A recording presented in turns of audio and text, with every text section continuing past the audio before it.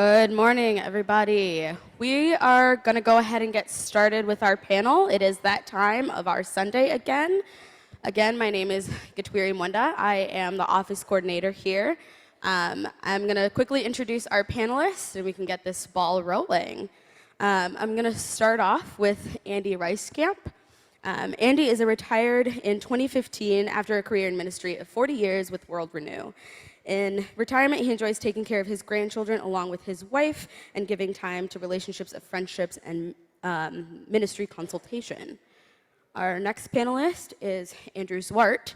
Andrew and his wife Jane have been attending COS for 16 years. They have 2 sons, Wendell and Amy. He teaches at Kuiper College, but he has also spent some of his summers teaching at Calvin's CPI program.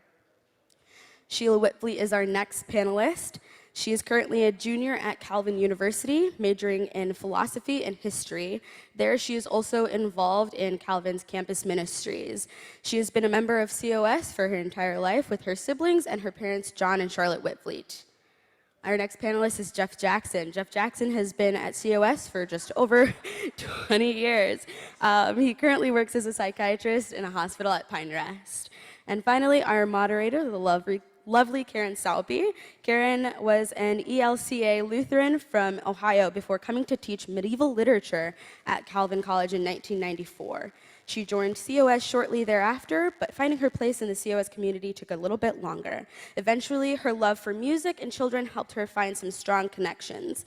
She also appreciates the friendships she's made through Community Garden here at COS. So those are the people we're going to be hearing from today, talking about Bonhoeffer's Life Together. We will be covering Chapter 3, The Day Alone. All right, after you, Karen. Okay. Chapter 3 begins with kind of a dual warning. Bonhoeffer makes the argument that there are unhealthy motives for coming to community as well as unhealthy motives for running away. So we get 2 warnings. Let him who cannot be alone beware of community, and let him who is not in community beware of being alone. So my question for the panelists is, which of these 2 speaks more urgently to you, and maybe why? Which challenges you more?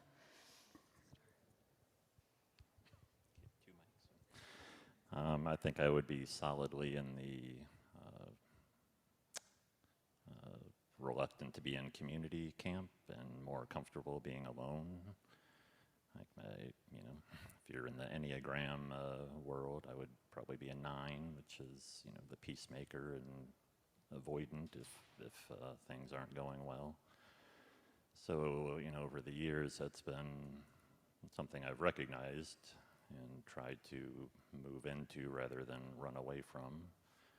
And COS over the years has provided some opportunities. One of the interesting, or I think kind of transformative things for me in my life here was when I was an elder, and that allowed me to really be involved, or try to be involved with a parish, and to try to pray for a discrete set of people, and those things I think kind of helped me to find a sense of community and much more sense of connection and belonging in this particular community, so that I feel very much more connected to this church now than I did at that point.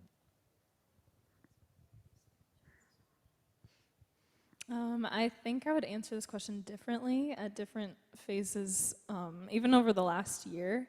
So I think during the lockdown, I got very comfortable being alone, and I think being with others and talking to others and seeing how others are doing while restricted, because we were all at home, was challenging, and I think kind of scary, because being vulnerable can be scary. But in this semester, in this phase of my life, I think it is scarier to be alone than to be in community, because especially on a college campus where there's always things going on and always people to catch up with and always places to make an appearance, it can be terrifying to be alone and to be the one person who is alone. So I think that's where I'm at right now. I'm what you call an ambivert, and so I'm often comfortable in community, but I need my space to regroup. And so my history with one, I think it depends on your context often. I found that when I was working and had responsibility and leadership, then I would be more into my community context. And as I got older, especially now in retirement, I've been retired for about 7 years and have had much more time just to reflect and often sit in silence and practice silence, and that's become much more meaningful to me. My wife, Chris, is a spiritual director, and she has also helped me to really reflect on that and have bring reflection and purpose into the experiences that you have in community. For me, community has been really powerful as well, because I've been in the context of sitting and working in villages in Bangladesh, for instance, where we brought Muslim and Hindu people together in working together in community. So you can experience community in many different contexts.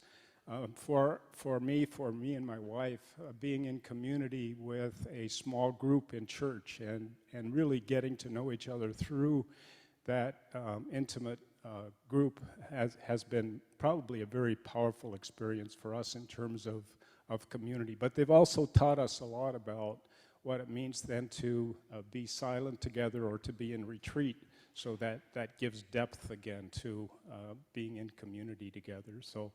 Yeah, an ambivert, needing both, Karen, needing both, I guess. I like that. I think I'm an ambivert. Well, usually, I'm on the panel today. Usually I run out the door as soon as the service is over, so I think that says something about where I belong. And I thought, well, this is COS, aren't most of us sort of that way? But then I think about this group, the people who stayed maybe are the people more likely to kind of long for community, right? But I think that and this is not necessarily a good thing. In fact, it can be a real danger. I think that I'm actually very comfortable in community as long as it's a community I choose and that I feel comfortable in. And so I feel challenged sometimes to be in community with those who maybe are different than me, those who would make me feel out of place. And so that's a real challenge for me. I know this isn't directly answering the question, but I was thinking partly about who I am and about who others are. And I felt, speaking of challenges, I felt this line on 76, the person who comes into fellowship because he is running away from himself is misusing it for the sake of diversion, no matter how spiritual this diversion may appear. I thought, that is hard. I thought that's a heavy burden. And partly, I know he's speaking to a different context, but I thought, in our society, there are so many different places people can find community. If they're alone, come to church. That's the place I'd want them to. So I would push back on him a little bit there. Not that there aren't bad reasons for searching for that, but again, church, I think, can be a place where we can find community and be challenged. It's interesting what you say about chosen community. I think about that a lot. I've been part of a household now for, gosh, I guess about a dozen years that it is my family in Grand Rapids. They're very important to me. But there's something amazing about the way we have grown together. To my mind, I've been in other households where it didn't work. And I remember initially thinking, gee, I wish you could just choose the people you want in your household. That's not what the church is it? So and by the way, I do think that one mark of a good panel is that nobody ever actually answers the questions that are asked. So say what you want to say about these things, really. But let me come back around and push a little harder on, I find it very interesting that what he's saying is, if you're more comfortable in solitude, beware of that. If you're more comfortable in community, beware of that. Carol mentioned a few weeks ago his dualistic tendencies, which, as I said earlier, is kind of driving me bananas now. It doesn't always have to be either or, does it? But this idea of finding a balance, and that word ambivert is useful to me. You don't have to answer. Which one scares you more?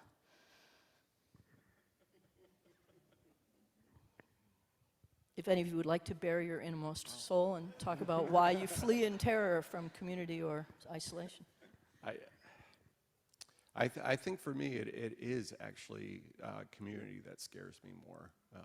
I do know people. I know I'm good friends with people who are very uncomfortable being in silence, being alone, and are very eager to fill that up with any way they can. And that's part of the reason I say I'd rather that be church than some other places. For me, and maybe this is just repeating what I said before, I think community that challenges me is frightening to me. But I'd echo you, Karen, that every single time I kind of put myself in those situations, it always turns out to be such an amazing, enriching blessing. It's just taking that first step that's the hard piece. But then when I do it, and sometimes it's not me doing it, sometimes I'm pushed into it or dragged into it, and I'm always thankful for that afterwards. One feeds the other. The other thing that struck me in this chapter is that Bonhoeffer pretty much equates solitude with silence. I live alone. I've got a radio or TV on almost all the time, or cats staring at me. And so solitude and silence aren't necessarily the same thing. He also takes a long time to equate solitude with listening. But that's what, I think that's at the heart of what's going on here. So I want to ask you each, how do you use solitude? How do you listen for God? And I'm interested in best practices or what you're planning to do. I started thinking about that, and I thought, okay, there are a lot of things I should be doing that I'm not. I got the mic, so I guess I have to start. I reflect back on when I use silence or solitude just in terms of connecting to responsibilities that I had. And often when I was director for World Renew and we had meetings, I would, in the bottom of the denominational building, there's a prayer room. And I would often take my agenda and just sit in the prayer room, going over the agenda to some extent, but just sitting there and allowing for God to really use me in the context of what the agenda was about, but allowing His Spirit to a certain level of comfort, a certain level of confidence that I felt I needed in those contexts, and that was really helpful. I have good friends who regularly retreat, and that's an example to me. I don't do that well. I do in terms of just my reflections and meditation time in the morning, do build silence into that time, and I find that helpful, just sort of listening for what is God saying through what I've just read, or what is meaningful for my day, or using examine and saying, you know, where did I see God in the context of yesterday? And often it's just the smile of my grandkids or something along those lines, but often also in different circumstances. God has spoken to me really powerfully through retreat. There was a time that I was on sabbatical, and it was a time when I had said, Lord, I'll be in this position for 10 years, and then I think it's time to transition to something else. And so I had a sabbatical to think about that, and in the context of a day retreat, God just spoke to me just really powerfully in terms of saying, I've gifted you in the areas of justice and mercy, and you can continue in this context. So I brought that whole experience back to my board, and I said, here's what has transpired. Here's what do you think? If you think this is a good time to make a transition, I'm willing. And they all came back powerfully and said, no, we would like you to continue. And so there was another 7 years with World Renew as in its leadership function after that. I went on a silent retreat this semester, which I voluntarily signed myself up for. And the week leading up to it, I was utterly terrified of what was going to happen. I was afraid of like being alone with my own thoughts, wondering if I would hear God, wondering what that would be like, if it would just last forever. But kind of echoing what you said, once I got there, it wasn't terrifying at all. I think the anticipation was scarier than the actual experience. And it really opened my eyes to be able to listen and feel things a lot more clearly than I would have otherwise if I had, my Spotify playing in the background like I do at home all the time. And at the end of the retreat, we went around and different students kind of offered how they were going to incorporate silence in their lives. And a lot of people had very ambitious ideas of, waking up an hour earlier every day and sitting alone in silence, which is, good for you if you can do that, but like probably unsustainable. And something that I've been trying to do since then is to take moments of waiting that I already have in my day. So if I'm, waiting for someone to show up, or waiting for my class, or waiting for my coffee, to take those little moments to just be quiet and to pay attention and not to be thinking about what I'm doing next and that kind of thing. So I guess that's my experience of silent retreats, and then trying to incorporate that in little ways in my day.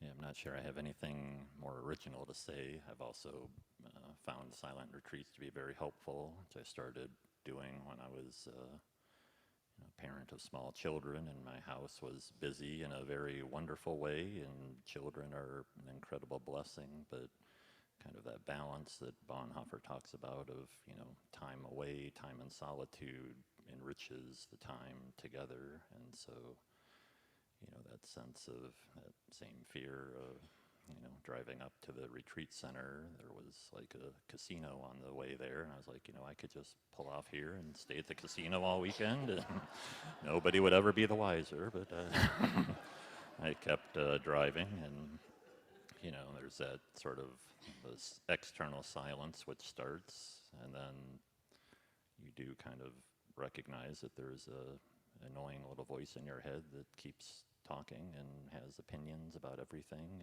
but with time and the rhythm of the solitude, that also starts to diminish, and you kind of recognize that there's the you think you are, and there's the you that God knows you are, and they're not always the same. Having said that, I usually have music or sound on at home.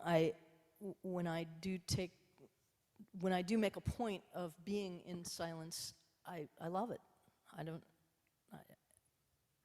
I love it. When I'm outside, I never have music, and it's wonderful to.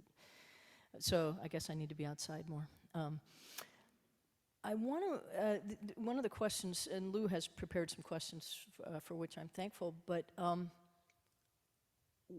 where have you seen, Andy? I won't force you to answer this since you might not have an answer.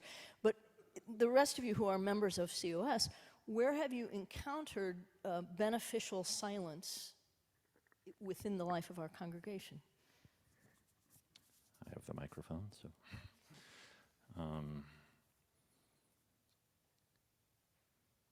Right now, I guess. I think, to be honest, my sense is we sometimes have struggled with that as a congregation, that we certainly intellectually assent to the idea that silence is important, but moments of silence in the liturgy are often, spent getting the hymn book out from your chair. And, the one time I would really think was very powerful to me was last Advent when they did the O antiphon service, which really incorporated silence in a systematic way, in kind of a repetitive way, and that, at least for me, I could just kind of feel that kind of deepening stillness as the service progressed. So I think it's something that we kind of long for.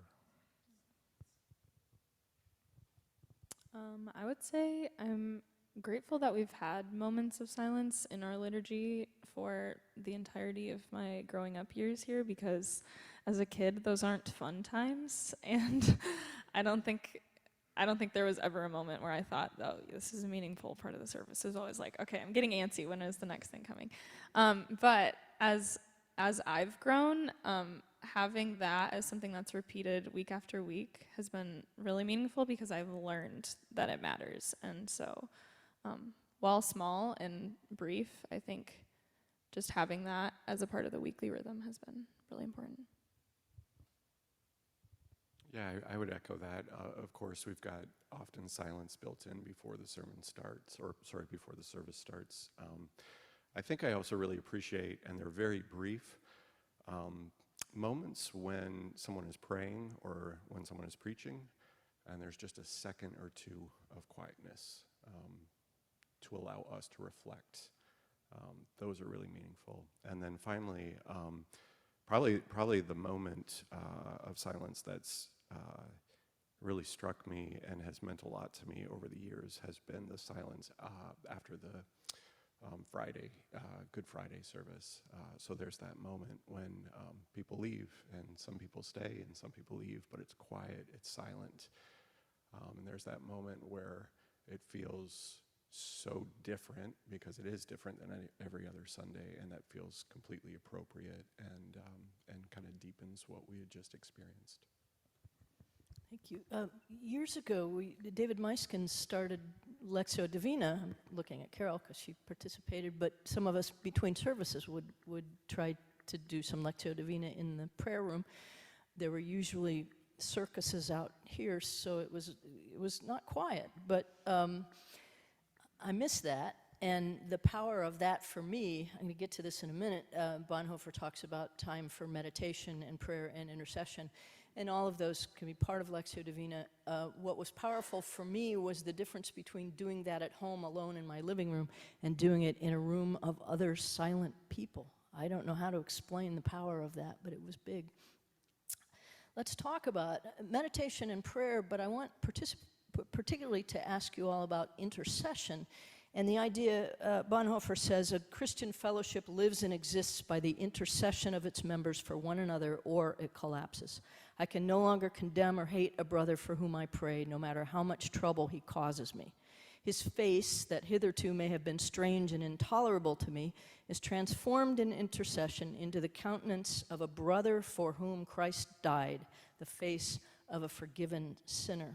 And so I want to ask you all about the ways in which intercession is part of maybe your daily practice or Sunday practices, and then what makes that challenging for you? Are there instances in which praying for others is particularly difficult? One sentence that really struck me that Bonhoeffer referred to was, right speech comes out of silence, and right silence comes out of speech. And I thought that was particularly striking in the context of the question that you asked, Karen. It also struck me that Bonhoeffer wrote this book in 1938, and yet he came to a place where he could participate in an assassination attempt against Hitler. And so that inward struggle that he must have had in that context is just struck me as really, really overwhelming. I think it's really an important piece in our current context. I've been part of a group that meets every week over lunch, and politically they are on a totally different perspective than I am, and yet we've been together, meeting together for lunch for 30 years, and these particular last 2 years have been particularly challenging to sit together yet, and to then we always end up our time together in prayer, One of them who is particularly strident about his opinions will often break down when he prays for thanking God for the fellowship that we have together. And I'm always struck by that because and then when I sit in silence, I'm going like, all right, how can I pray for the transformation of his mind? But it's so helpful for me in that context.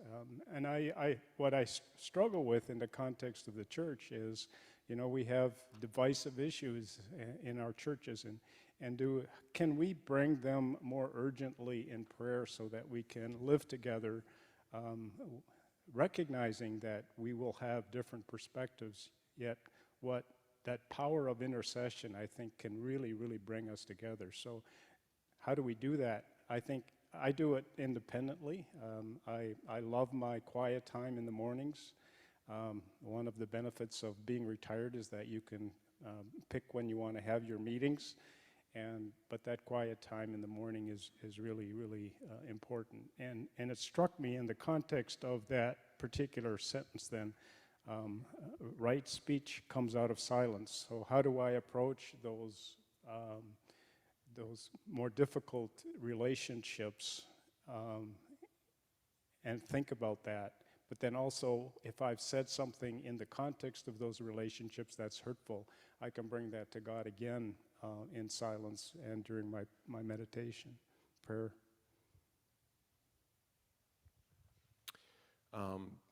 I work at a very small Christian college. One of the joys there is, especially in the summertime, we gather weekly, staff and faculty. About 20 of us sit around in a circle and we pray for each other. And I mention that because I wouldn't say I have any enemies there, but I have people that I have strong disagreements with. And it's amazing that in the summer, when we're praying for each other, and I'm hearing, and people are being vulnerable, and they're talking about what's really weighing on their hearts, the importance of those disagreements seem to kind of fade away, and I'm left with just someone made in the image of God. One practice of intercession that came to mind was earlier this semester at our Thursday chapels at Calvin. For 3 weeks in a row, we had someone from the Center for Counseling and Wellness come and lead a blessing meditation for 20 minutes. And so it is 20 minutes of hearing someone say, may you feel God's love, may you feel God's joy, may you feel God's rest, and may you feel God's peace. And she says this several times, and in each rotation, you're supposed to have someone in mind who you're blessing, and so she'll lead the first time you're praying for, I think it might be yourself. You pray for someone that you love and care deeply for. There's a time when you call to mind someone you don't know, who you know of, but recognizing that they have needs and wants and hopes just like you do. And then there's one rotation for someone who is challenging and difficult in your life. And that is always the hardest one for me, but I think it's so beneficial just to recognize the humanity in other people. And so I think intercession is so important. That's why I think the listening circles here at COS are so beautiful. And I think it's really something to grieve if our classes in the denomination can't pray for each other with the upcoming sexuality report. So. Yeah, I think one place that's been helpful for me has been in my work. I work in an inpatient psychiatric unit where people tend to not come when they're having their best day. So part of my job can be, real direct exposure to violence and threats, and sometimes my efforts to help are not looked on with appreciation immediately. But I have found for myself one way to help me is to be very intentional about praying for the patients who are the most unhappy with me. Not that they would be to the point that they agree with me, but that God would give them peace in whatever form that took, even if they were cursing me on the way out the door, that's fine, but that somehow God would bless them and the people around them. You know, I think the other piece I recognized last night as I was kind of having a mini panic attack about having to be on this panel was, you know, just the notion that in that community, there's a tendency to think, you know, I'm the one who has to pray for those people who disagree with me, but I'm also the person that, you know, they sometimes have to bring to mind, and I have to be willing to be prayed for and to receive that blessing and to recognize my own place in the community. So that kind of reciprocal relationship, I think, is important. That's great, thank you. I have heard all my life about trying to see the face of Christ in others, and sometimes that doesn't work when that other is being so un-Christ-like that I can't make the connection. It's much more helpful for me now to think, as Bonhoeffer suggests, of that person as someone Christ loves in spite of everything. And if Christ can love me in spite of everything, then it's entirely possible that he can love my enemy as well, right? I do want to save some time for those of you out there to ask questions. I wanted to say congregation, audience, people, listeners, community, that's the word, yes. This is ultimately a book about community, and so the chapter ends, of course, with insights about community. And so Lou's question to ask, in the last 2 pages of the chapter, are there ideas that have opened up new ways of thinking of community? And I think you have his questions with some possible examples, but you may have other thoughts. Or I can read these.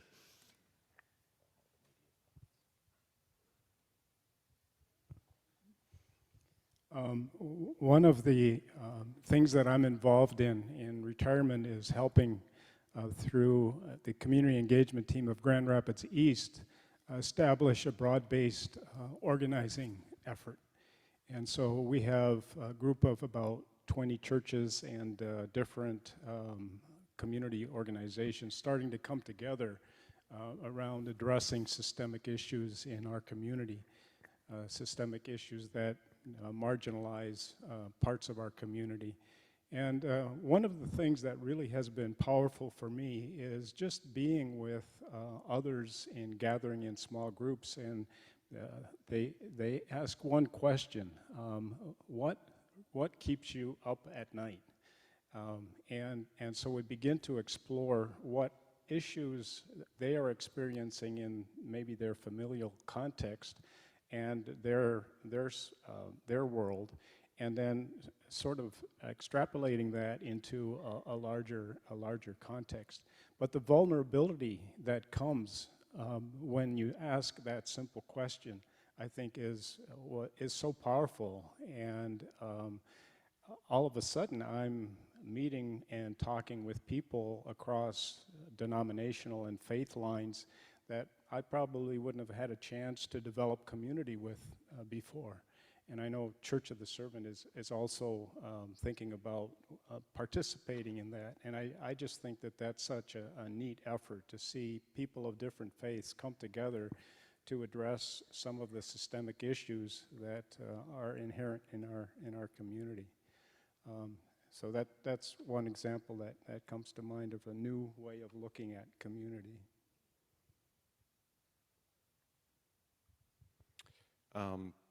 To be honest, I had a hard time with the beginning and the end of this chapter. There was a lot in the middle I liked. At the end, there's a line where he says, and I think this is one of the ones Lou picked out, I think. He says, on the other hand, there's no sin in thought, word, or deed, no matter how personal or secret, that does not inflict injury upon the whole fellowship. And it's not that I don't think that's true. Again, that's a heavy burden to carry, right? I feel like sometimes as Christians, we're sort of saying two things, and one is, don't sin, and then there's, but you're gonna sin, right? So you feel kind of this like, well, what should I expect of myself, right? And I think that line is helpful if we put it into context. And I think it's a previous chapter where he also, and to me this is much more helpful, says when you come to church, don't expect perfect people. I'm paraphrasing there, right? And so that's helpful to me if I can kind of think, yes, that's true, and yes, I'm going to fall short. I am going to sin, and so is everybody else, and that's why we come to church. That's why we're in community together. Yes, that's why we need each other for intercession and for confession, for honesty and sharing, yeah.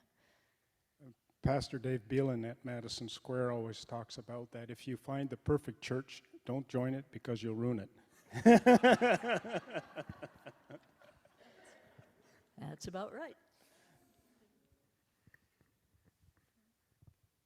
Anybody else? I mean, one of the things that struck me as I have read the book is, I'm not a Bonhoeffer expert, obviously, but there's a certain kind of parallel in some of the kind of monastic writings. So you could almost see this as sort of a rule of life kind of work. And, one of the, I have some interest in sort of contemplative spirituality. So, I mean, one of the myths of sort of the monastic life or the contemplative life is it's these very, kind of head in the clouds people who have no problems and seal themselves off. But in reality, it's reality at its most sort of interpersonally gruesome, because these people are in very close community and kind of get on each other's nerves and provide each other all sorts of opportunities for grace and forgiveness and things like that. And so that daily rhythm of life together, on the one hand does have that idealistic quality, but also needs to be acknowledged that it can be extremely challenging.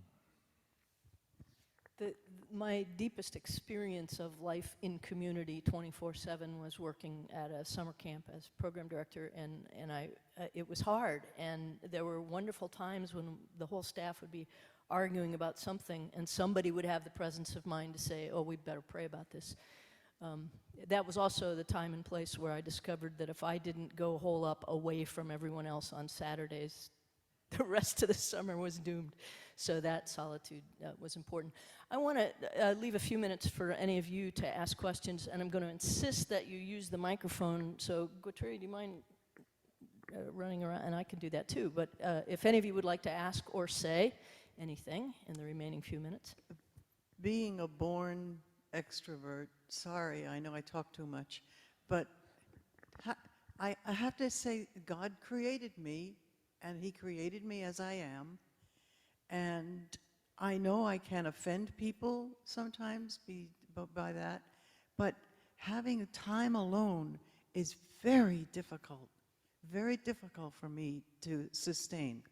But I tell you, I have a dog I have to walk, and if I walk for 20 minutes, God and I have this great conversation, and I even know how to shut up and listen once in a while. That's, he uses the word solitude, but again, it's about a listening relationship with God, and Exactly. that's not the same as being alone. Exactly.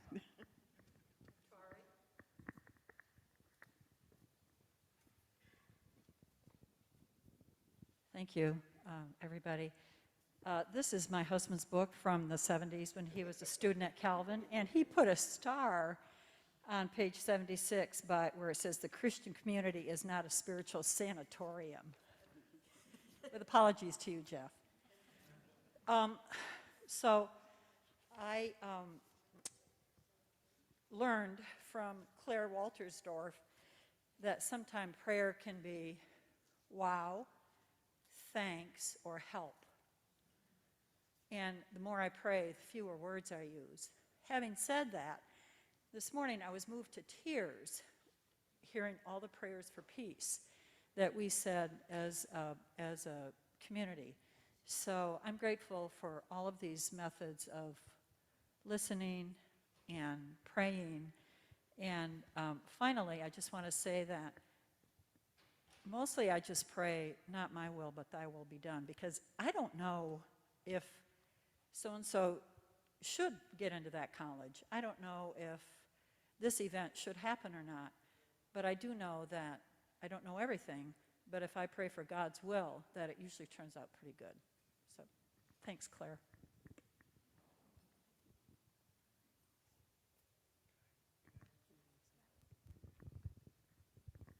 That just made me think of something in the book that really struck me. You know, we've been talking about silence, and we've been talking about speaking, and we've been talking about community and time alone. And one of the things that I never really thought about, but this was really helpful to me, that we can pray in both contexts and they can be different. That our prayers alone can be different than our prayers in communities. Sometimes I felt like those had to match up, because I was like, I don't pray the same way with people that I pray by myself. Usually it's much uglier when I'm, you know. He even talks about, like, when I'm by myself, I'm just more likely to drift off into other thoughts, and he kind of gives us help for thinking about that. And then even about scripture reading, that scripture reading can be different as a community and as an individual. And I don't know if I agree with him exactly. I mean, he's very precise about how that should look. But that was really good to think about. Our devotional lives can be different in community, different, and that they sort of build upon each other and they support each other. So yeah, very much your experience this morning, I think, fits in with that. I guess, yeah, ultimately the idea that aloneness feeds community and community feeds solitude in the perfect balance. One last comment. Well, thank you for giving me the last shot. I'm Jim. I'm still coming to know many of you, and I've introduced myself twice, so maybe some of you can remember my name, but if you don't, that's okay. Several things. One, I'm like Andy. I need to start my day each morning in solitude. So to have that special time in a special chair of scripture, prayer, and a mug of coffee helps my day be so much better. And then, you know, if there's difficult people that need to be prayed for, there's plenty of them right now in the world politics, but my prayer to God, if I've got my inner spirit together properly, is simply to say, for example, I'll seek God's involvement with these people according to his own wisdom to accomplish that which is appropriate to him and best for the people so involved. Also, along with dog walking, I'm still a runner. And when I am running, a lot of processing of thoughts in my mind, including with God. But I have also learned that some of the healthiest things we can do through the whole day is to be giving thanks for the abundance of God's goodness and seeking to identify it in our lives. And sometimes we can do that solo, sometimes it needs to be in community. One more thought. A long time ago, I forget where I learned this along the way, but it was this: when at the end of the day you're ready to sleep, then whatever is still bothering you, perhaps keeping you awake, just give it to God. He's going to stay awake all night anyway. And then we can sleep calmly.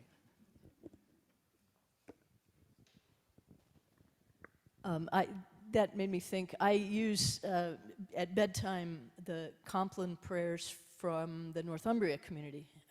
Very short and very repetitive. There's one for each day of the week. And it is that sort of, you know, I give it all to you and now I'm going to sleep. And then when I am tossing and turning, I can stop and say to myself, this is not the time for me to be dealing with this. It'll come in the morning.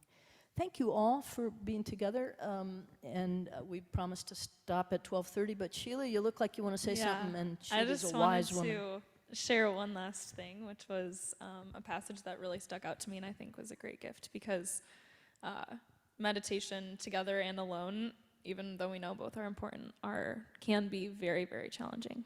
So I wanted to read this. We have already said that the most promising method of prayer is to allow oneself to be guided by the word of the scriptures, to pray on the basis of a word of scripture. In this way, we shall not become the victims of our own emptiness. And I think it's important that in community and alone, we're always rooted in something greater. So, Thank you all. Have a good week.